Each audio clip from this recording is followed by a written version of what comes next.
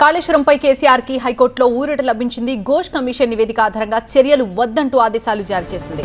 High court సంచలన తీర్పు వెలువరించింది. కేసీఆర్తో పాటుగా హరీష్ రావు, స్మితా సబర్వాల్, ఎస్కే జోషికి ఊరట లభించింది. పీసీ ఘోష్ కమిషన్ చట్టబద్ధమే కానీ దాని ఆధారంగా ఎలాంటి చర్యలు తీసుకోవద్దంటూ సూచించింది. సెక్షన్ 8 కింద నోటీసు ఇవ్వకుండా ఆరోపణలు చేయడం కరెక్ట్ కాదంటోంది హైకోర్టు.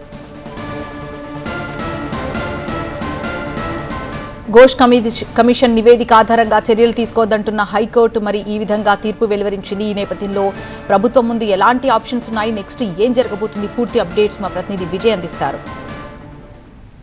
కాళేశ్వరంకి సంబంధించి కేసీఆర్తో పాటుగా హరీష్ రావుకి ఇతర ఐఏఎస్ అధికారులకు ఊరట లభించింది. కాళేశ్వరంకి సంబంధించిన దానిపైన ఆ కమిషన్ రిపోర్ట్ పైన ఎలాంటి చర్యలు తీసుకోవద్దనేది తెలంగాణ హైకోర్టు ఆర్డర్. ప్రస్తుతం గండ్రమోహన్ రావు గారు మనతో ఉన్నారు. సార్, ఈ ఆర్డర్ ద్వారా కేసీఆర్ హరీష్కి ఊరట అని చెప్పుకోవచ్చా? 100% ఊరట. ఐస్ఫర్ గారు, కేసీఆర్ గారు, హరీష్ గారు, సిద్ధార్థ సబ్రవాల్ గారు, జోషి గారు concern. This report is to thrown in the dustbin as far as they are concern. Court ఇచ్చినటువంటి ఆ తీర్పులో ప్రధానంగా ఏ అంశాన్ని బేస్ చేసుకొని ఇచ్చింది?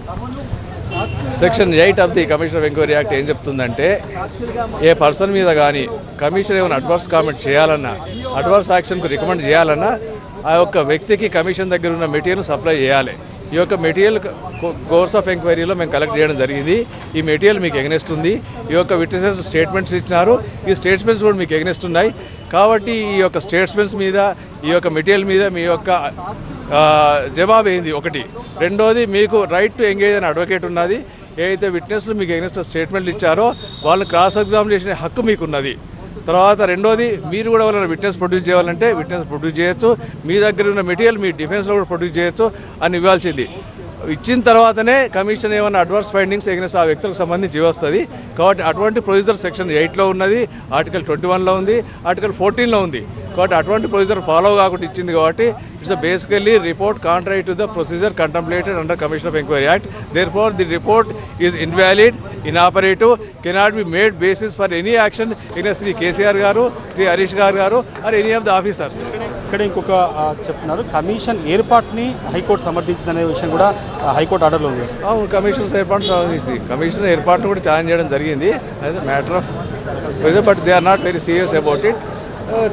రాష్ట్ర ప్రభుత్వాలకు కమిషన్ ఎంక్వైరీ ఏదైనా public issues of public importance మీద కమిషన్ ఎక్కేసి హక్కు ఉంటుంది. That is there in commission enquiry act. So constituting commission is valid. Senior అడ్వకేట్గా చెప్పండి, ఈ కమిషన్ రిపోర్ట్ అనేది ఇప్పుడు వ్యాలిడిటీ ఉందా లేదా? As far as the commission report is concerned, it is invalid as far as KCR గారు, హరీష్ గారు and others are concerned. ప్రభుత్వం మళ్ళీ కమిషన్ ఏర్పాటు చేసుకొని విచారణ చేస్తుందా? ఈ కమిషన్ మీద మాత్రం మళ్ళీ విచారణకైతే ఈ పరిస్థితిలో వీల్లేదా?